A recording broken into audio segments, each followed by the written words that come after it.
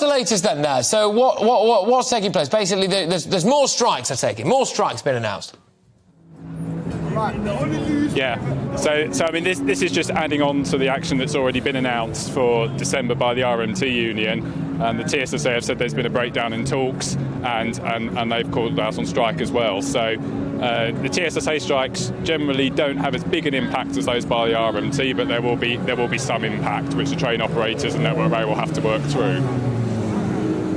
OK, all right. Now, many members of the public might be saying, the difference, one of the differences between the nurses' strike, which I was just talking about at length, and the strike when it comes to things like the RMT or various different other rail groups, is that there is a genuine recruitment crisis when it comes to nurses and a retention crisis. Now, my understanding is that that's not the case when it comes to the railways. In fact, as far as I understand it, aren't some positions in the railways oversubscribed?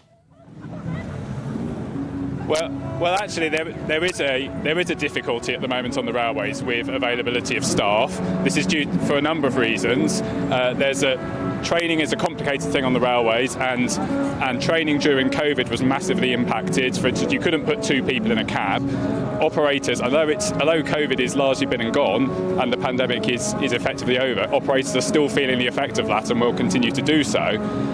A lot of the railway relied on staff working overtime or rest days. A lot of those agreements are now not in place. That's been a long-standing thing. It's not a recent thing. That's been going on for years. But when that's withdrawn, it affects the ability of the railway companies to run services. But I get and the other point is that many staff have retired earlier than expected because of the pandemic. People have reassessed their lifestyles. But hang on a minute, and they can afford to retire early. That's amazing. Just quickly on, because I appreciate you coming on, but we've not got a huge amount of time, which is, I wonder whether or not Mick Lynch and co should be very worried about what they wish for when they call for a general strike, because if there's a general strike, then that would mean that the government is confronted by mass public sector pay rises, and they'll have to pick and choose who to go for. And I would imagine that the rail side of things will be quite low down the list. If they're oversubscribed and they've got people retiring early, Mick Lynch might even be doing himself out of a bit of wedge.